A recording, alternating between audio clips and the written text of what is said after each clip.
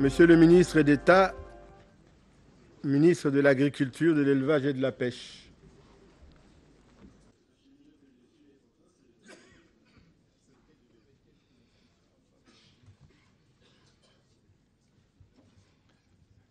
Monsieur le Président de l'Assemblée nationale, Mesdames et Messieurs les députés, Monsieur le député Dilou Ngoma Samuel a bien voulu savoir quelle est l'exécution pour la première année du Plan national de développement 2018-2022 concernant l'agriculture et particulièrement 4 programmes stratégiques. Il s'agit, dans le cadre de ces programmes, bien sûr, du renforcement des capacités institutionnelles, de l'augmentation de la production végétale, la production animale, mais aussi la production halieutique. Vous savez que le plan a démarré en milieu d'année 2018 et que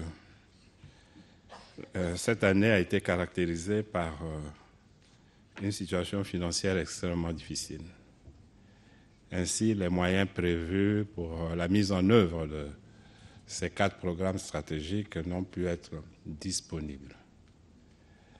Néanmoins, avec le démarrage du projet de développement de l'agriculture commerciale et bientôt du développement de la pêche et l'aquaculture, nous allons disposer au fur et à mesure de ressources à côté de celles de l'État pour réaliser ces programmes. Donc aujourd'hui, nous ne sommes pas au bilan. Nous allons simplement vous rassurer que ces programmes vont commencer à être exécutés. Je vous remercie.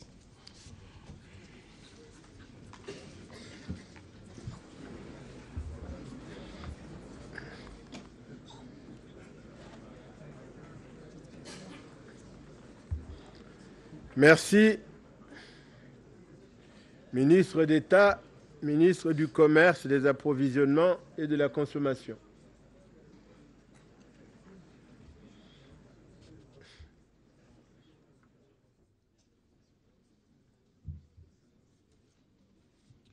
Monsieur le Président de l'Assemblée nationale, 3 questions ont été posées par 2 députés. 2 questions venant du député Bisuta Mabunda sur les élections consulaires, c'est-à-dire les élections dans les chambres de commerce. Monsieur le député Bisuta Mabunda, vos 2 questions sont très pertinentes et je vous remercie de les avoir posées. Monsieur le député, à titre de rappel, les chambres consulaires ont été instituées par décret numéro 95-245 du 4 décembre 1995.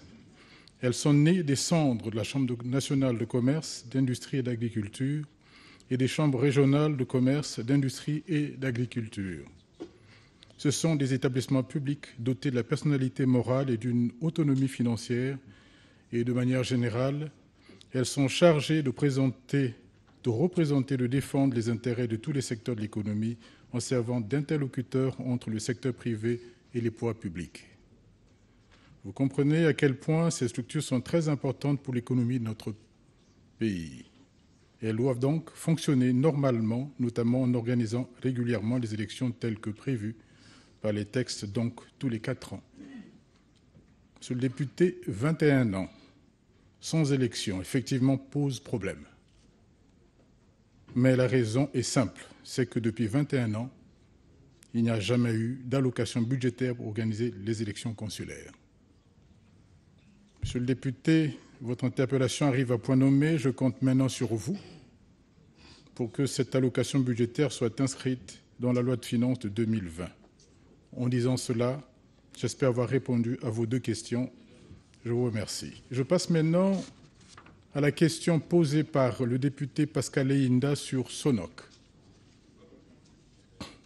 Monsieur le député Leyinda, il y a quelques jours, dans mon propos, je disais au vénérable sénateur que la victoire dans la lutte contre la vie chère passe par la maximisation de la production.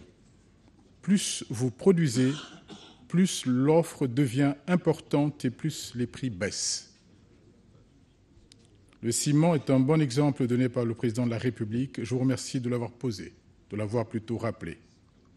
En effet, le ciment est passé de 12 000 francs le sac à 3 000 francs le sac, à la grande satisfaction des consommateurs.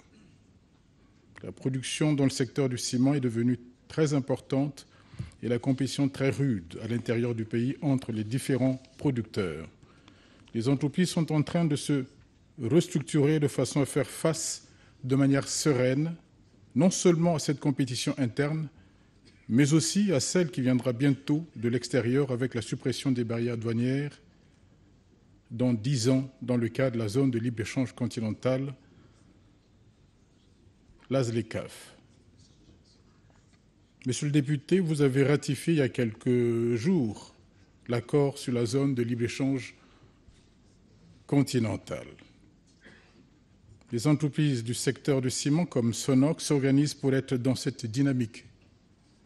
Cela suppose de nouveaux investissements et la nécessité de revoir les stratégies générales de l'entreprise. Entre 2016 et 2017, Sonoc a connu une mévente liée à la concurrence du fait de l'utilisation du fioul, alors que les autres utilisent le charbon. En 2018, Sonoc a construit un broyeur à charbon et a acquis 4 nouvelles armoires électriques après incendie dû à un court-circuit de la ligne haute tension de la SNE.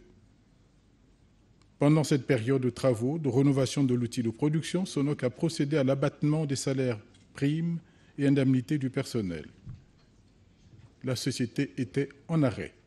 En 2019, il y a eu relance des activités. La production en clinkers est passée à plus de 8200 tonnes. Il faudra maintenant du temps pour que la Sonoc retrouve le rythme d'antan et devenir compétitive. Je rappelle que l'État est actionnaire dans Sonoc qui bénéficie de son soutien aux fins d'effectuer des investissements supplémentaires. C'est dire que Sonoc n'a pas été abandonné, monsieur le député, comme voilà. Vous l'avez dit dans votre... vous en étiez inquiété. Et pour votre gouvernement, l'entreprise a repris ses activités depuis février 2019. Avec l'accompagnement de l'État, la Sonoc va être compétitive au même titre que les autres entreprises du secteur. Je vous remercie.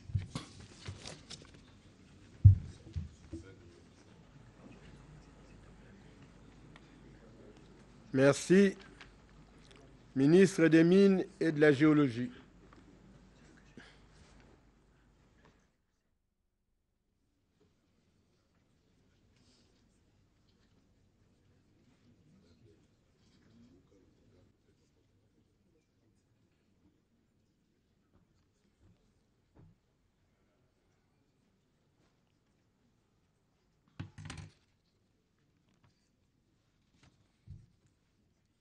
Monsieur le Président de l'Assemblée nationale, Madame et Messieurs les membres du bureau de l'Assemblée nationale,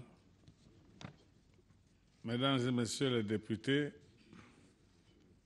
Monsieur Gabriel Bati, député de Nzambi dans le département du Kulu, nous a fait l'honneur en s'adressant à nous au sujet de l'activité minière et la protection de l'environnement, notamment le respect des aires protégées et des parcs nationaux.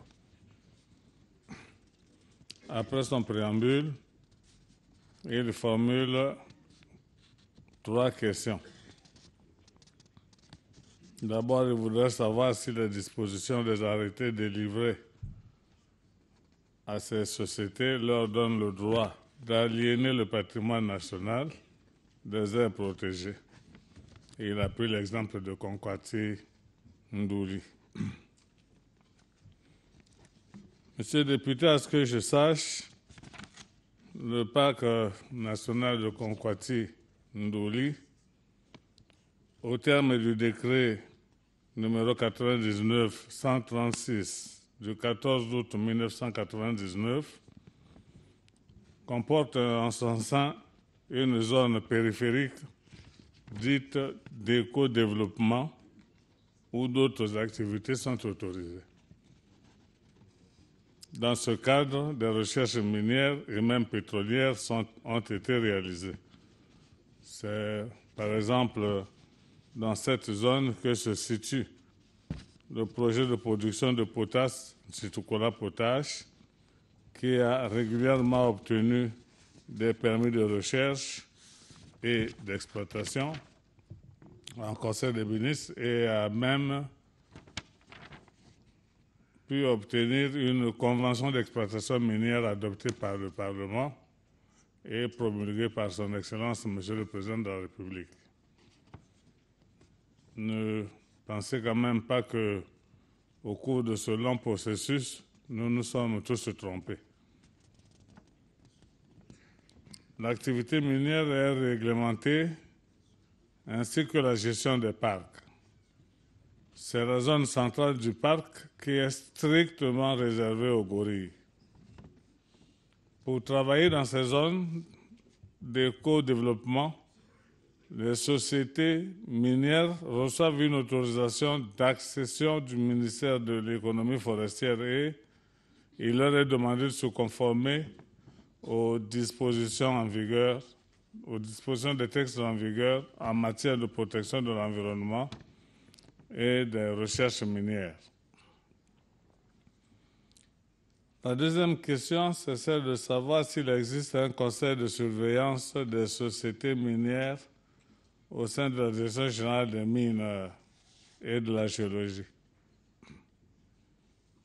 Bon, le ministère des Mines n'a pas dans son organisation une telle structure, mais la surveillance administrative instituée par la loi et les textes en vigueur est valablement assurée par les différentes directions au sein de l'administration centrale des mines et de la géologie, ainsi que par les directions départementales.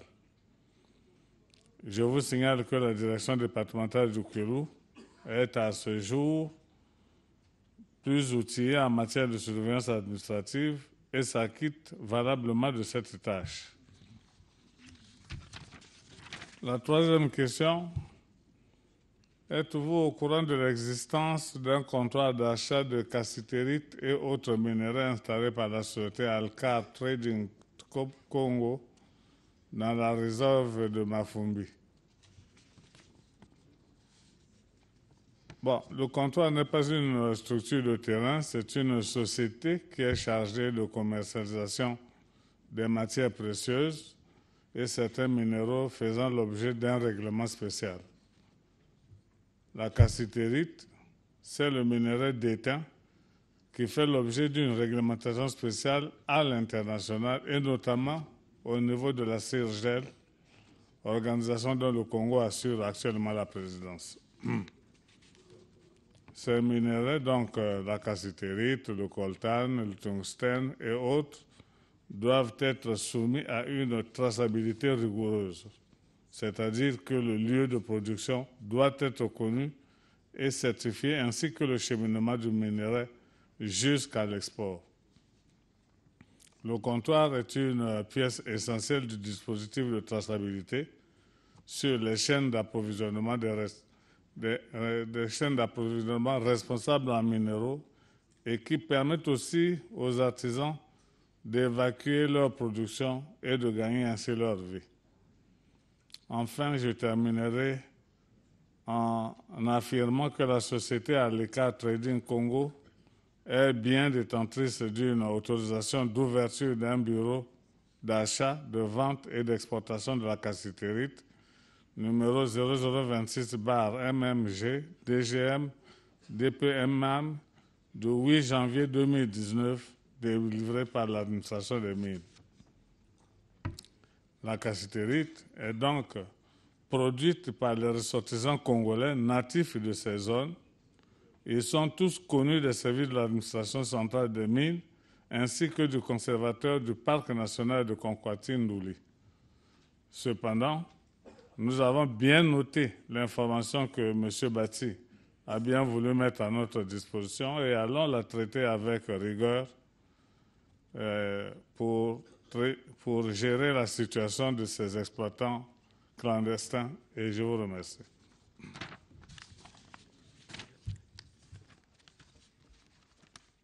Bien.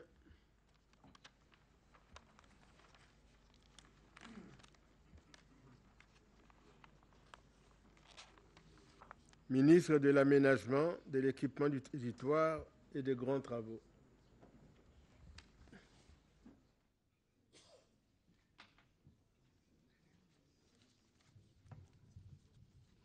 Monsieur le Président de l'Assemblée nationale, Mesdames et Messieurs du Bureau, Mesdames et Messieurs les députés, je suis appelé à répondre à la question suivante.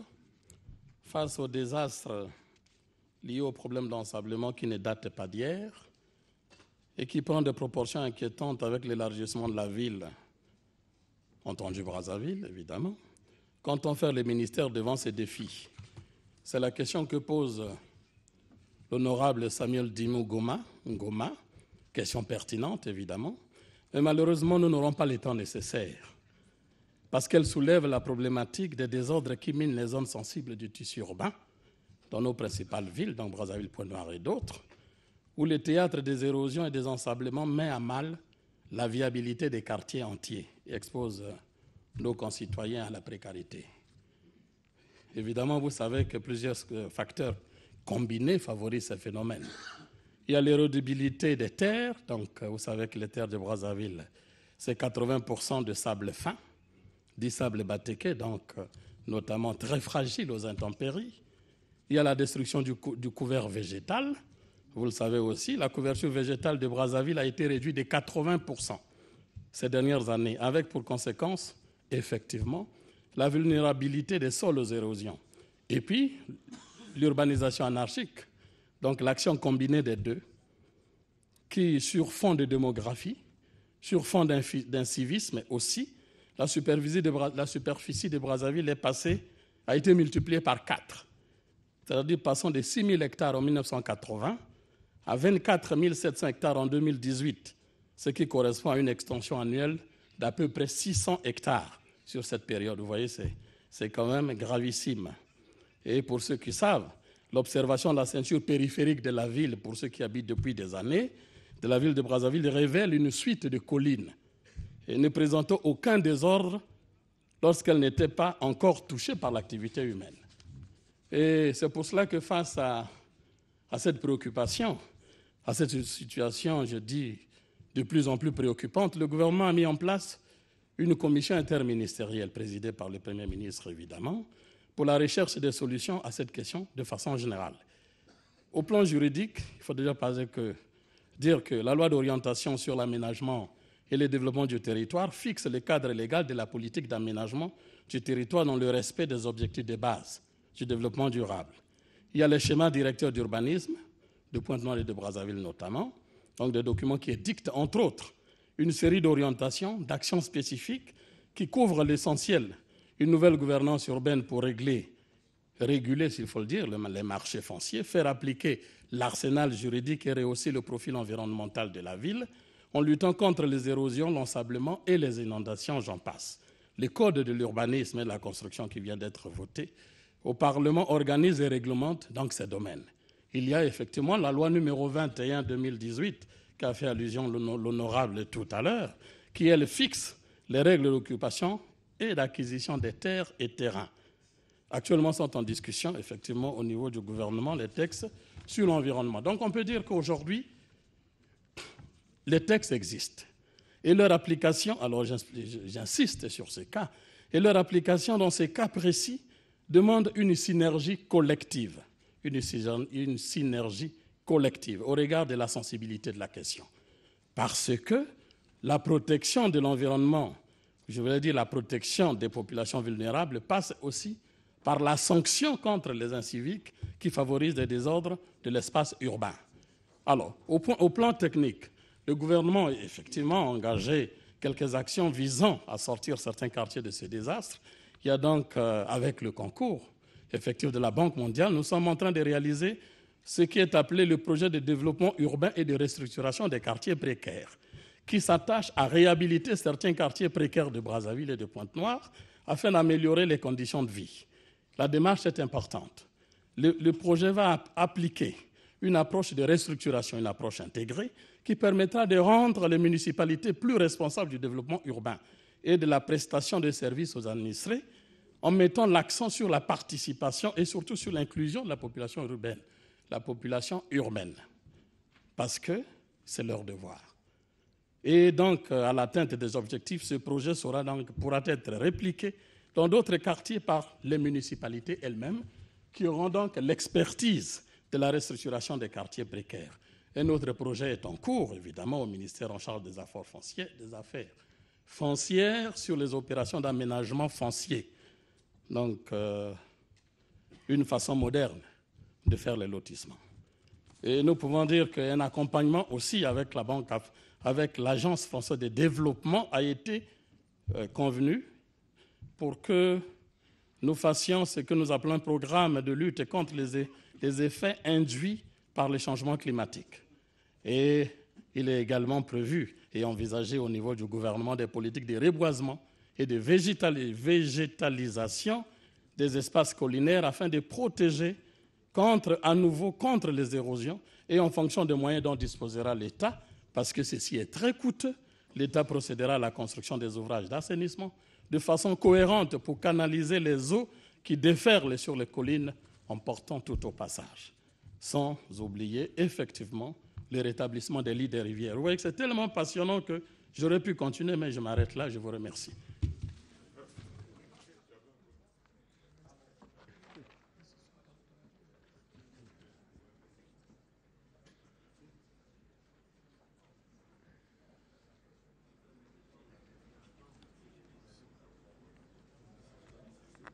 Enseignement primaire. Ministre de l'enseignement primaire, secondaire et de l'alphabétisation.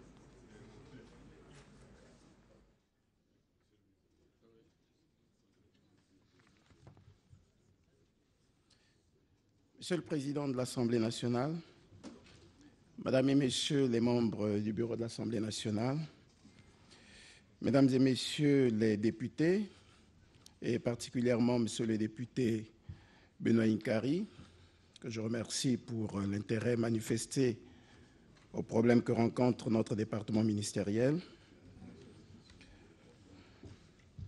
Monsieur le Président, Mesdames et Messieurs, il a plu à la représentation nationale d'écouter le ministre de l'Enseignement primaire, secondaire et d'alphabétisation sur une situation qui s'est produite au lycée Thomas Sankara B, consécutive au détournement d'une somme d'argent estimée à 20 millions de francs CFA. À titre préliminaire, permettez-nous de vous présenter les faits tels que nous les connaissons. Le lundi 4 février 2019, la secrétaire de Madame le proviseur du lycée Thomas Sankara B annonce à cette dernière qu'elle était victime d'un vol en ses bureaux. Des suites de ce coup de fil, arrivée sur les lieux et ayant constaté la réalité du vol, Madame le proviseur décidait de mettre au courant le directeur départemental d'enseignement primaire, secondaire et d'alphabétisation. Informé, ce dernier s'y est également rendu. Y étant, après s'être informé de la situation à son tour, il a envoyé un rapport au cabinet du ministre. Le rapport circonstancié relatif à ce vol est arrivé au cabinet le 11 février 2018.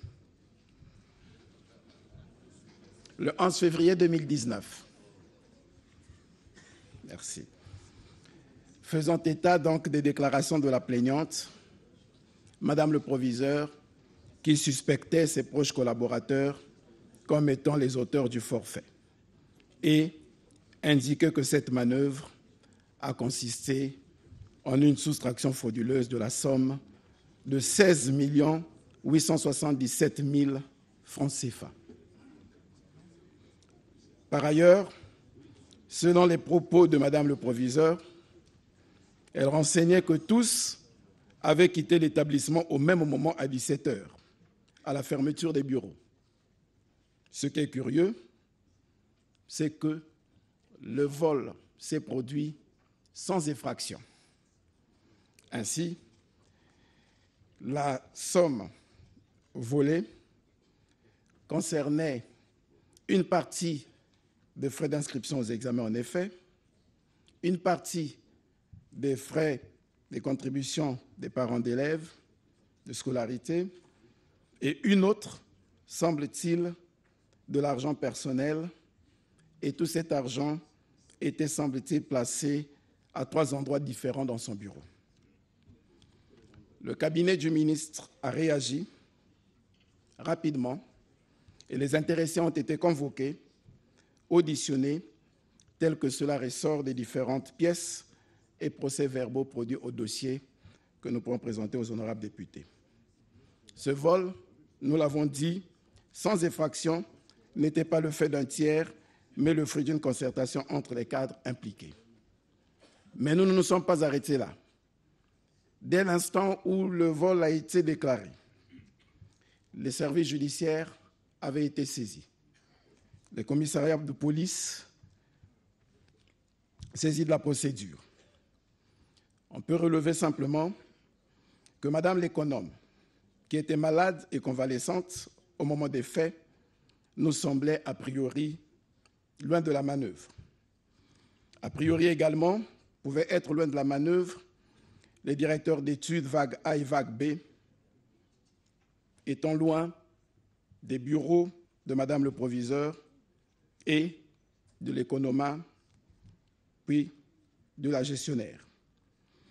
Les sanctions administratives sont suivies, notamment la suspension de l'équipe dirigeante du lycée Thomas Sankara, à savoir Madame la proviseure, la secrétaire, les 2 surveillants vague A et vague B, et leur remplacement par d'autres cadres, et ce à titre conservatoire, dans l'attente des sanctions disciplinaires lors de la tenue du Conseil national de discipline qui sera convoqué sous peu.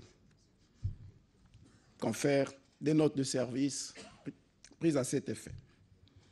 Au plan judiciaire, interpellé tour à tour devant les officiers de police judiciaire, le chef de service de la police judiciaire départementale de Brazzaville, en date du 5 mars 2019, transmettait l'entière procédure à Monsieur le procureur de la République près le tribunal de grande instance de Brazzaville pour détournement de fonds. La procédure est enregistrée sous le numéro 075 et a été transmise au procureur de la République le 5 mars 2019. Ce dernier, c'est-à-dire Monsieur le procureur de la République, a transmis à son tour la procédure au 9e cabinet du juge d'instruction près le tribunal de grande instance de Brazzaville. Nous avons simplement relevé qu'alors qu'il méritait d'être placé sous mandat de dépôt, le juge d'instruction a préféré les laisser comparaître librement jusqu'à ce que l'affaire sera appelée devant la juridiction de jugement. Vous vous demandez bien, Monsieur le Président, Mesdames et Messieurs les députés, comment a-t-on pu faire à ce que des sommes d'argent se retrouvent entre les mains de Madame le proviseur ou dans leur bureau? Les questions de gestion administrative et financière sont réglées par des textes, notamment la note circulaire numéro 437 du 20 octobre 2017 portant rappel des mécanismes d'administration financière des établissements scolaires d'enseignement général. Au terme de ces dispositions, on peut lire à l'article 5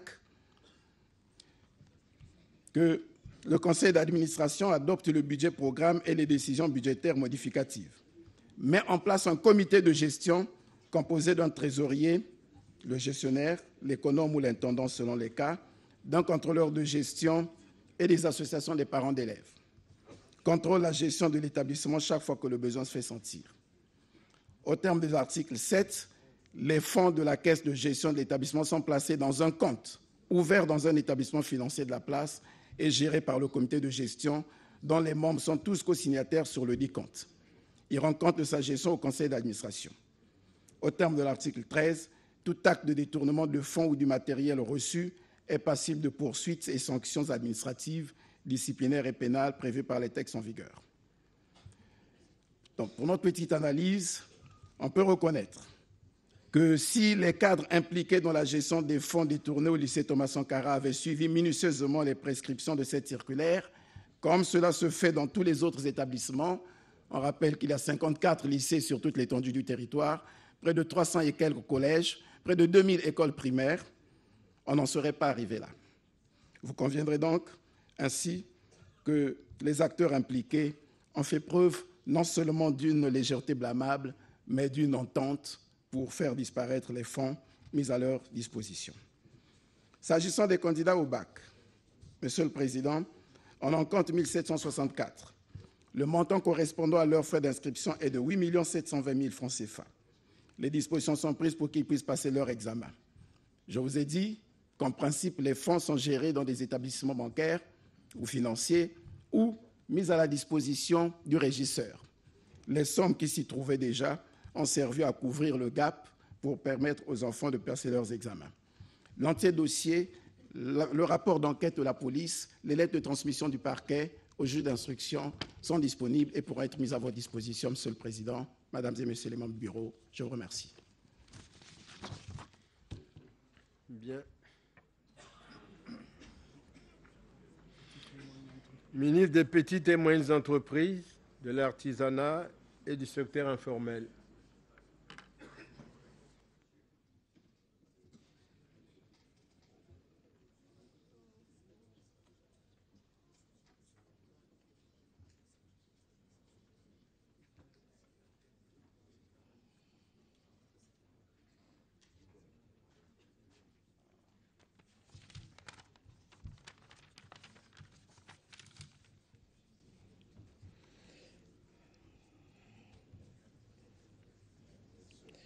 Honorable Président de l'Assemblée nationale, honorables membres du bureau de l'Assemblée, honorables députés, je remercie l'honorable Denis Christelle Sassou Nguesso pour sa question sur les pépinières qui sont un chaînon important dans l'écosystème de promotion, d'appui et d'accompagnement à la promotion de l'entrepreneuriat dans notre pays.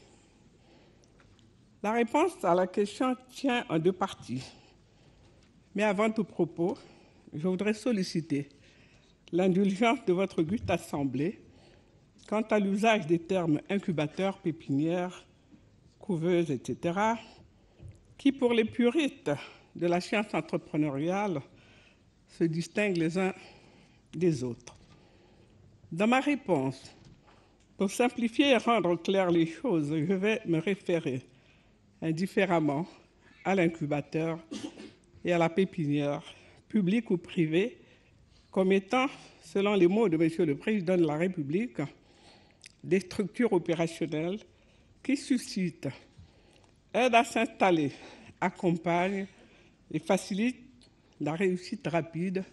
Fin de citation.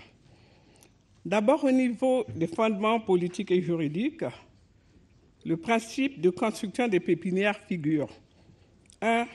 Dans le document de la politique nationale de développement des PME et de l'artisanat, adopté par le gouvernement en mai 2010. Dans la loi numéro 46/2014 du 3 novembre portant mesures de promotion de développement des TPE et PME, dans la vision présidentielle contenue dans la marche vers le développement, parmi les réponses aux urgences des temps présents, et enfin, dans la lettre de mission présidentielle au titre de l'exercice 2015, portant spécifiquement sur la construction de la pépinière d'entreprise à Brazzaville. Ensuite, l'évolution du projet sur le terrain peut se résumer de la manière suivante. Globalement, suite à la non-disponibilisation des ressources budgétaires propres, le ministère fait avancer le projet en recourant à l'assistance technique et financière des partenaires. Ainsi, grâce à l'intervention de la Banque mondiale par le biais du PADE, nous avons pu faire réaliser en 2014 par un consultant belge l'étude de faisabilité d'implantation d'une pépinière généraliste à Pointe-Noire que nous avons validée. Le consultant a complété l'étude par une offre spécifique d'opérationnalisation d'un incubateur pilote sous le programme Femmes Entrepreneurs.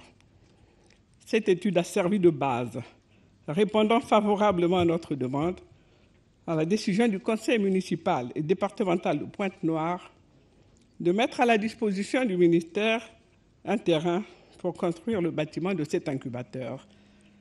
Malheureusement, la clôture du projet PADE n'a pas permis de franchir l'étape du financement de l'opérationnalisation du projet. Mais le projet est resté dans nos préoccupations. C'est ainsi que sur décision du ministère des Finances, il a été acquis, toujours à Pointe-Noire, l'immeuble dit ex-Ouaride dont le plan de réaménagement prévoyait la réservation d'un espace pour une pépinière d'entreprise. En substitution des ressources du budget de l'État, le ministère avait entrepris la première phase des travaux avec le recours à l'assistance d'un partenaire au développement. Ceux-ci sont également à l'arrêt, mais nous continuons les discussions en vue d'obtenir un financement complémentaire en vue de réaliser les travaux restants. Il convient également d'indiquer que face à l'étroitesse de l'offre de l'État dans ce domaine, le ministère a procédé à un recensement des pépinières privées qui en a révélé l'existence de quelques-unes dont les plus en vue sont la Fondation Sunga à Brazzaville et l'APNI à la Chambre de commerce consulaire de Pointe-Noire. Enfin, nous avons négocié et obtenu l'inscription dans les activités du PASSIGOF, projet co-exécuté par le Congo et la BAD, la fourniture d'équipements informatiques et de mobilier de bureau dans le cadre de la mise en œuvre des pépinières et incubateurs en partenariat avec la Fondation Perspectives d'avenir. À ce jour, la situation est la suivante à ce niveau. Le fournisseur a commencé à livrer au siège de la Fondation les équipements et le mobilier. L'agencement de l'espace est terminé au même lieu puisque l'incubateur y sera logé. Les équipes de la Fondation et du ministère s'activent à entamer très rapidement les réunions sur l'élaboration de la feuille de route de l'opérationnalisation de l'incubateur. C'est le lieu de rappeler que le ministère et la Fondation sont liés par un accord cadre de partenariat entré en vigueur depuis juin 2017 et le projet intègre bel et bien le contenu et les objectifs de ce partenariat. Honorable Président, honorables députés, l'incubateur joue un rôle crucial dans la réduction de la mortalité des jeunes entreprises en leur apportant un appui en termes d'hébergement, de conseils, de ressources logistiques et techniques pour une durée pouvant aller de plusieurs mois à quelques années, 5 selon notre loi, de leur première année de vie et d'activité. Nous sommes engagés à promouvoir leur création pourvu que les moyens suivent. C'est donc pour moi l'opportunité de réitérer un appel aux honorables députés pour octroyer au ministère les ressources nécessaires à cet effet lors du vote du budget de l'État qui viendront s'ajouter à celles des partenaires au développement. Tel est, honorable Président, la réponse à la question qui m'était adressée. Je vous remercie pour votre aimable attention. C'est l'avantage d'être très clair. Ministre de l'Énergie et de l'Hydraulique.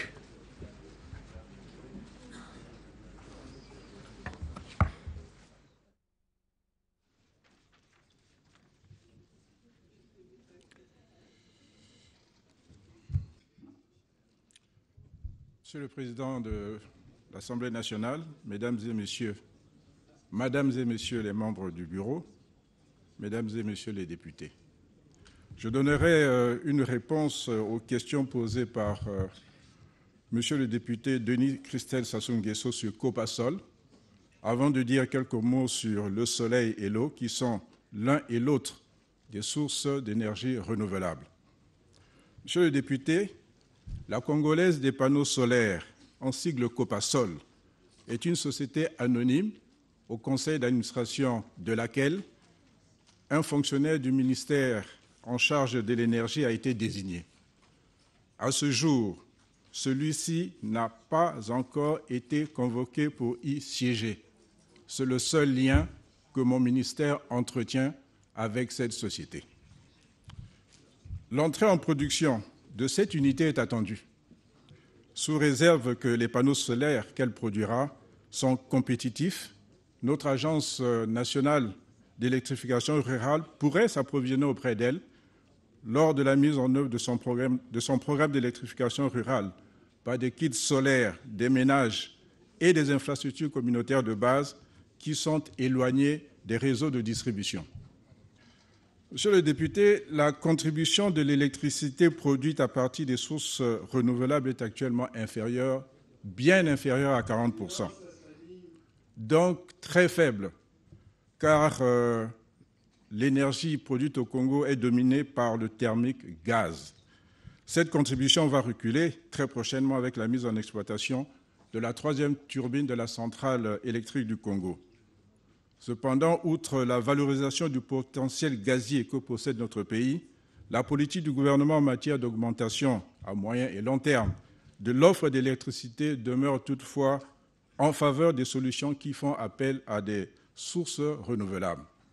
Le soleil en est une, mais le déploiement des solutions solaires à grande échelle n'est pas pour l'instant rentable dans notre pays, tout comme dans la plupart des pays situés sur ou près de l'équateur, où la couverture nuageuse est quasiment permanente.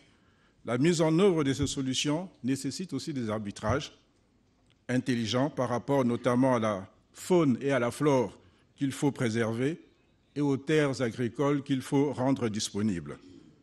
La plupart des études effectuées dans notre pays situent le prix de revient du kilowattheure entre 58 francs CFA et 125 francs CFA. La dernière proposition reçue d'un développeur de ferme solaire est de vendre l'électricité aux distributeurs à 18 cents du dollar américain, soit environ 105 francs CFA le kilowattheure, ce qui est bien au-delà des 44 à 49 francs que vous et moi payons à Énergie électrique du Congo. L'eau est également une source renouvelable. Le Congo a de sérieux atouts en matière d'hydroélectricité, du fait de son hydrographie et de la présence de reliefs topographiques favorables. Par exemple, Sunda, Mwangamapita, Murala, Ngoekeli, Kwembali, Cholet et j'en passe. À terme, l'objectif est d'augmenter la part de l'hydroélectricité dans le mix énergétique, car elle a l'avantage de générer de l'électricité à un coût relativement moins élevé. Les risques environnementaux peuvent être maîtrisés grâce à de bonnes études d'impact environnemental qui, au demeurant, sont désormais des prérequis à l'obtention des agréments. Je vous remercie.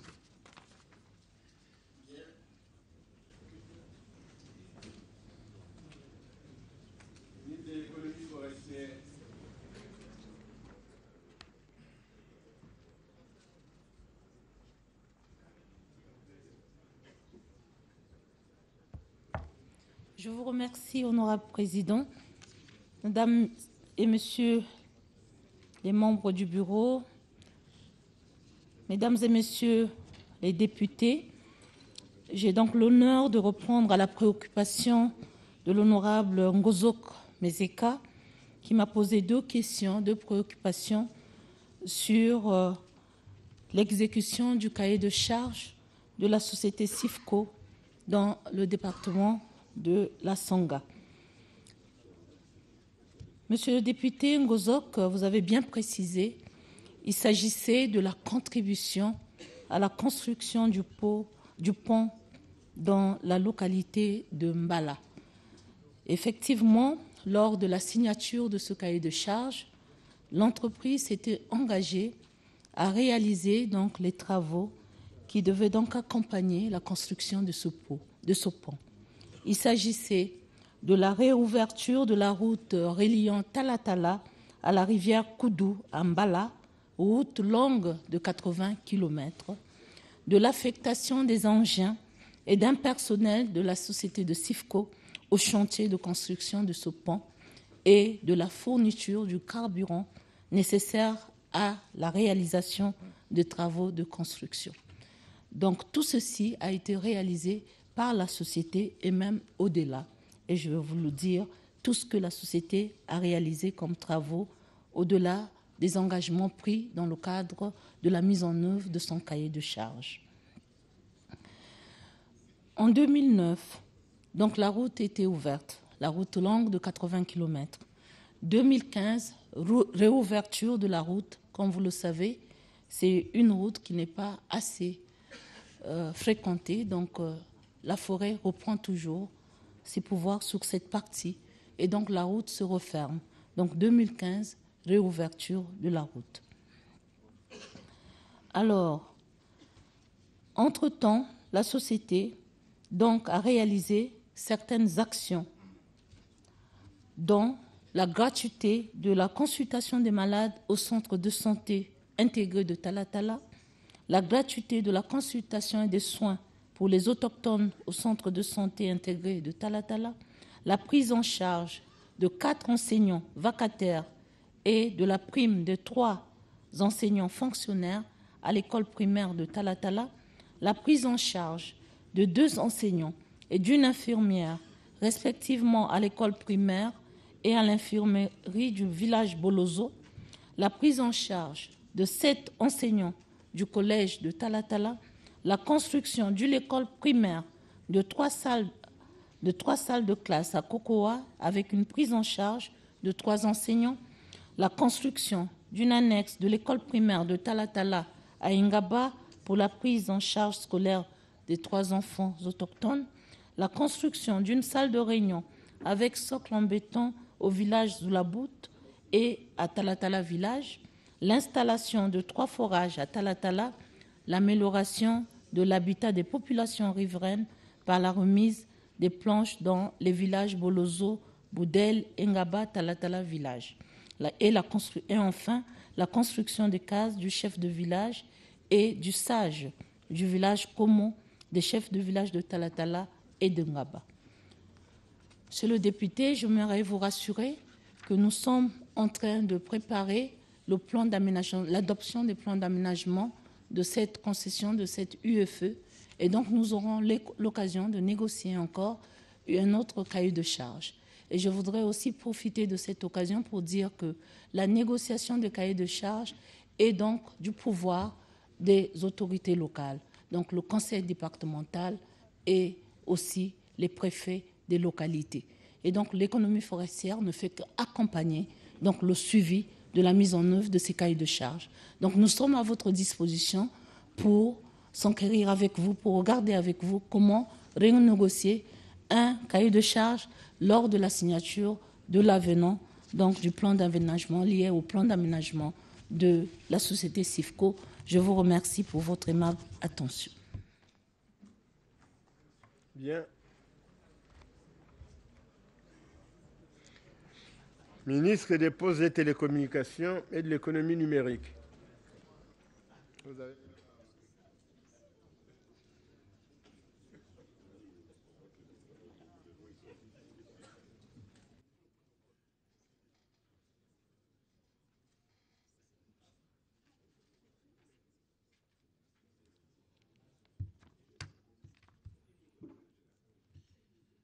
Honorable Président de l'Assemblée nationale, honorable membre du bureau de l'Assemblée nationale, honorable député, l'honorable Saturnin Ochalewa nous a posé 2 questions d'une importance capitale pour nos populations. Première question, quelles étaient les précautions prises par le gouvernement afin que les différents opérateurs privés de téléphonie mobile couvrent toute l'étendue du territoire national?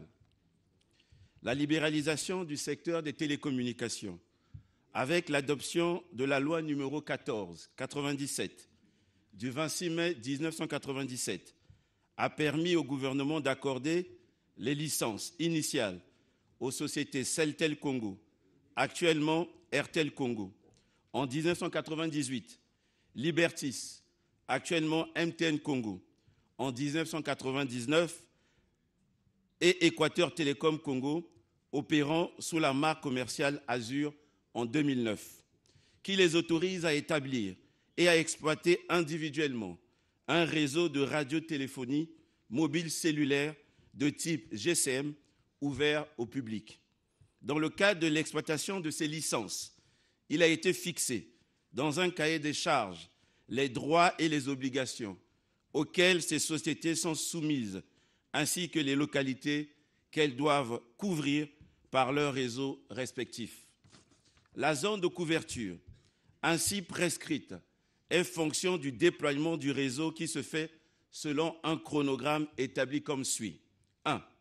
Lancement du réseau, Brazzaville, Pointe-Noire, tous les chefs-lieux de département, ainsi que toutes les sous-préfectures. 2. 4 ans après, l'ensemble des localités non couvertes ayant une population estimée à 8 000 habitants au plus. En sus, le titulaire de la licence est tenu également d'assurer une couverture générale continue sur tous les axes routiers, toutes les gares et aéroports. Toutefois, en raison de la rentabilité de lourds investissements consentis par les opérateurs privés pour déployer leur réseau, il arrive que ces derniers ne couvrent pas toutes les localités du territoire national, au motif que ces zones ne sont pas rentables en raison du coût élevé de la maintenance. En effet, le revenu perçu dans ces zones est moins important que les dépenses liées aux charges dues au maintien du réseau. Il ne faut pas oublier qu'en matière d'affaires, les investissements doivent être rentabilisés dans un certain délai.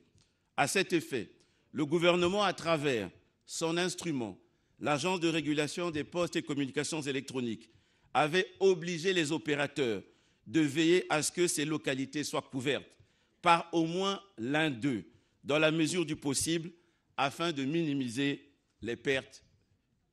En 2009, à travers une nouvelle loi et en compensation, ces opérateurs accompagnent les pouvoirs publics à fournir les services de base de communications électroniques aux populations dans les localités non desservies en contribuant au financement du Fonds pour l'accès et le service universel des communications électroniques destiné à assurer les communications électroniques sur toute l'étendue du territoire national. Deuxième question.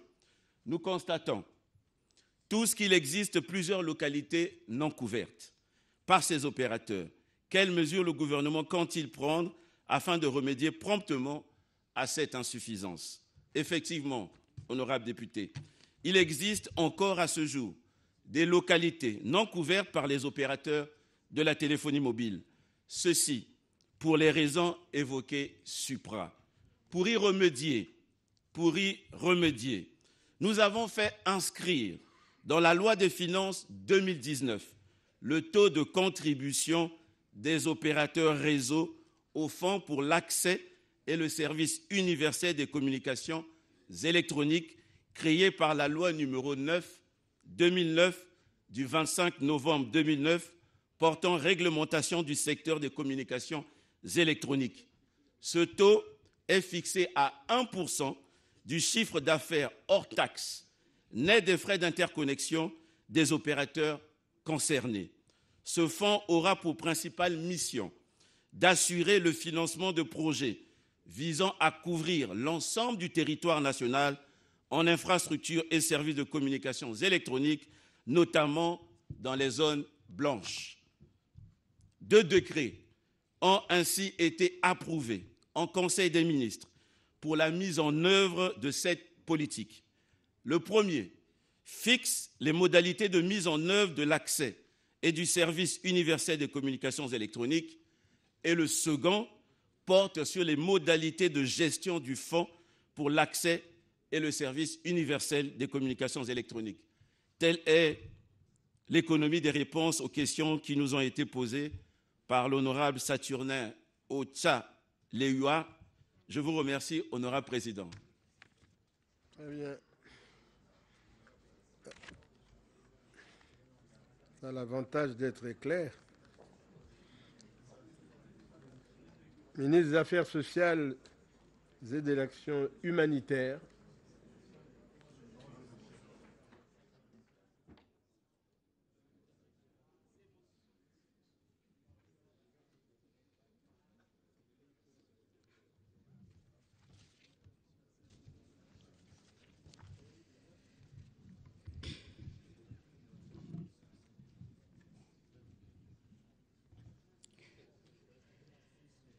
Honorable Président de l'Assemblée nationale, honorables membres du Bureau de l'Assemblée nationale, honorables députés,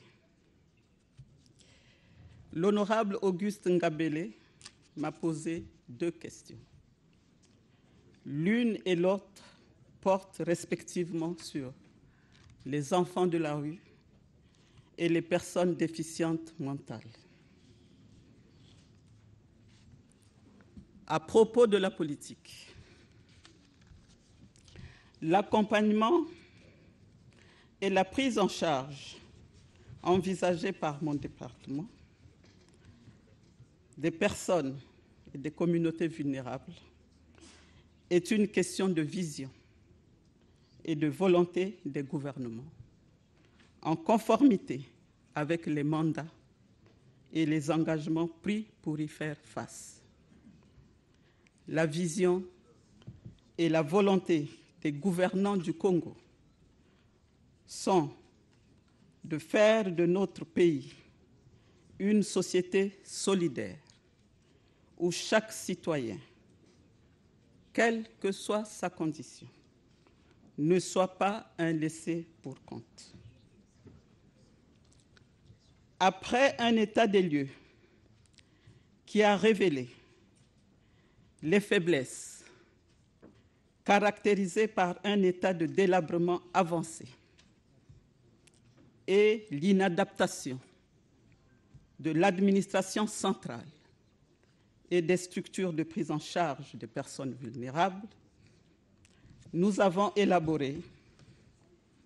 actualisé la politique nationale d'action sociale assortie d'un plan d'action. Je vous les montre sans émotion. Donc, nous avons un plan d'action 2018-2022. La politique nationale d'action sociale est inclusive et vise à rendre à l'homme et à la communauté toute leur dignité en valorisant tout leur potentiel, y compris résiduel et collatéral. Cette politique est fondée sur la prévention, la protection, la promotion ou l'autonomisation et la prise en charge des personnes les plus vulnérables. Au nombre de ces personnes vulnérables figurent en bonne place les enfants de la rue et les personnes déficientes mentales. Que faisons-nous? Pour faciliter la prise en charge, nous avons prévu la modernisation et la mise en niveau des structures. Les thèmes de référence pour les études techniques et pour les plans architecturaux sont disponibles.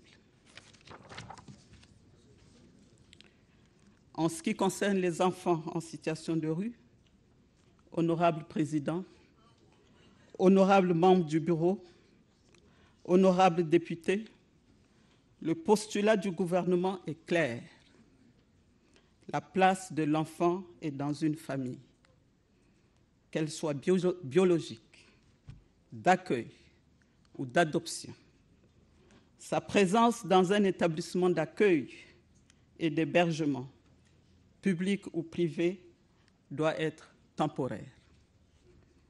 Cependant, le ministère a créé, depuis 2002, à Brazzaville, le Centre d'insertion et de réinsertion des enfants vulnérables, en abrégé CIREV, comme structure de référence en la matière, avec une capacité d'accueil tournante de 40 places, mais qui est confrontée aux difficultés de fonctionnement.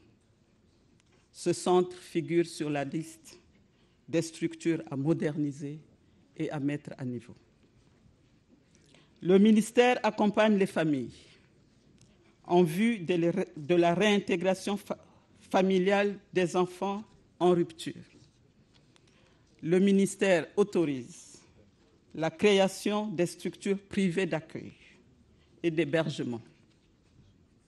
À ce jour, 18 sont agréées à Brazzaville, à Pointe-Noire et à Dolisie. Le ministère appuie le réseau des intervenants sur la problématique des enfants en rupture, qui compte en son sein 21 associations à Brazzaville et à Pointe-Noire, dans le SAMU social, qui déploie des efforts appréciables, la nuit notamment, en direction des enfants des rues, filles comme garçons. Concernant les personnes déficientes mentales, nous les rangeons dans la catégorie des personnes vivant avec handicap et dans les formes varient de léger à grave, selon le type de maladie considérée, de la personne, du contexte socio-économique et de la cause. Pour celles des personnes déficientes mentales qui sillonnent les rues de nos cités, vivant à la belle étoile, menaçantes vis-à-vis des tiers ou non, mais repoussantes tout de même, leur prise en charge nécessite une action intersectorielle. Au rang des intervenants, nous citons les secteurs de la santé, de la protection sociale, de la sécurité civile et de la famille.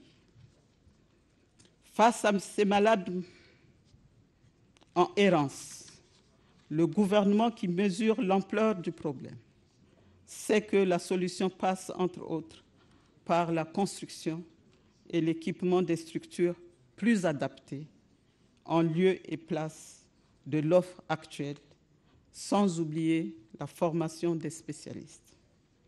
L'action de mon ministère se situe au niveau préventif et promotionnel dans la réduction des risques d'abus et de violence, notamment à travers l'accompagnement des familles et des communautés dans les villages, dans les quartiers.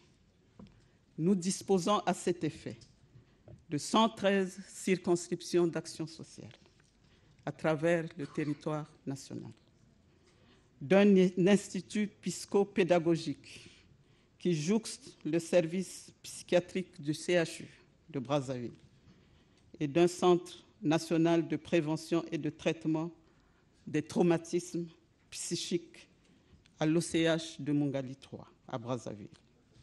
Ici aussi se pose le problème de la qualité des installations et des équipements, ainsi que du nombre et du niveau de qualification des agents. Pour le gouvernement, la lutte contre ces phénomènes passe par l'éradication des causes qui ont pour nom notamment pauvreté des familles, séparation des parents, irresponsabilité parentale, décès des parents, abus des drogues et les conflits sociopolitiques que notre pays a connus depuis les années 2000. C'est pourquoi, mettant la famille au cœur du dispositif, il nous revient donc de renforcer son rôle en appuyant les familles économiquement faibles à travers le développement du capital humain et la mise en place des activités génératrices de revenus, comme cela se fait déjà dans le cadre du projet Lisungi et d'autres projets à venir. Vous voyez, c'est sans émotion, mais je suis au service de la nation, dévoué, sensible et très passionné. Je vous remercie. Sans émotion. Très passionné.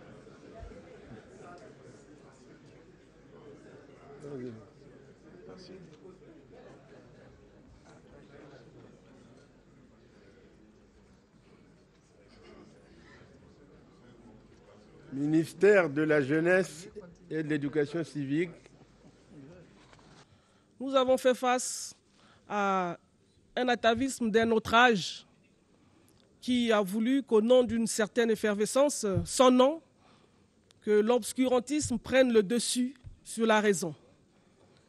Mais lorsqu'on a choisi d'œuvrer pour la prospérité et le progrès, on doit accepter d'en payer le lourd tribut des peines, des humiliations, des affabulations, des accusations, des confusions et des privations. Voilà la raison de l'arrêt de la caravane de la jeunesse sur le civisme, honorable Bossa. Passons maintenant à la deuxième question. Quelles sont les difficultés que nous rencontrons dans le cadre des missions de l'éducation civique? Eh bien, les difficultés sont celles inhérentes aux effets de la crise économique et financière, mais surtout à l'absence d'un budget dédié à la Direction générale d'éducation civique créée en 2010.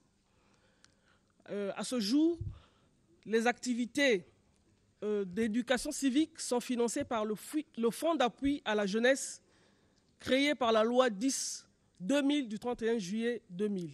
Alors, honorable, en ce qui concerne les remèdes, ce sera donc vous adresser un plaidoyer afin qu'à la prochaine loi de finances soit inscrit un budget pour la Direction générale d'éducation civique. Enfin, pour répondre à la troisième question de l'honorable Bossa, au sujet de l'ethnicisme et le sectarisme qui gangrènent nos administrations publiques, c'est vrai, nous aussi nous le constatons. Il n'est pas rare de surprendre des agents publics qui s'adonnent à des causeries dans des langues autres que la langue officielle, qui est le français, pendant les heures de service. Et même lorsqu'il est question de faire des choix des ressources humaines ou des lieux d'affectation, il n'est pas aussi rare de constater que c'est souvent la préférence ethnique ou géographique qui prime. Mais cette question n'est pas exclusive aux administrations publiques. On peut aussi vivre ces phénomènes dans d'autres secteurs de notre vie, comme en politique, dans la vie associative, récréative, scolaire, voire même universitaire. Mais, honorable président, le phénomène de l'ethnicisme et du sectarisme trouvent aussi leur explication à travers notre histoire, nos pratiques, puisque ce sont les valeurs que nous choisissons comme socle de vie qui nous servent de rempart. L'honorable Bossa a vu juste, l'ethnicisme et le sectarisme sont en tête de liste des antivaleurs qui gangrènent notre société et qu'il nous faut combattre afin que la République, comme disait Christiane Taubira, s'institue à nouveau maison commune. Pour cela, elle doit redevenir crédible en existant partout, au quotidien, autant dans les esprits que dans les services publics. C'est ainsi qu'au niveau du ministère de l'Éducation civique, nous avons mis en place un plan axé sur trois volets. Le premier, nous avons instauré dès 2016 une politique de proximité dans le cadre de la moralisation de la vie publique qui a consisté en des rencontres citoyennes dans les écoles, dans les quartiers, au niveau des ordres confessionnels, avec la mise en place des clubs civiques dont j'ai parlé tout à l'heure, qui devaient servir de cellules de veille dans la poursuite de la conduite des activités de la moralisation de la vie publique. Deuxième volet, l'élaboration et la mise en œuvre des guides et programmes ainsi que des pédagogies afférentes à l'éducation civique, morale et pour la paix, déjà initiée par mon prédécesseur. Nous n'avons fait que poursuivre. Le but, c'est la réinsertion progressive de l'enseignement de la discipline au niveau de nos curricula d'enseignement général et technique. Résultat, en 2016, nous avons formé les enseignants du secteur public au maniement de guides et programmes. C'était au mois d'octobre 2016. Ensuite, en avril et mai et novembre 2017, nous avons formé ceux du secteur privé Et nous avons poursuivi cette formation entre juin et octobre 2018.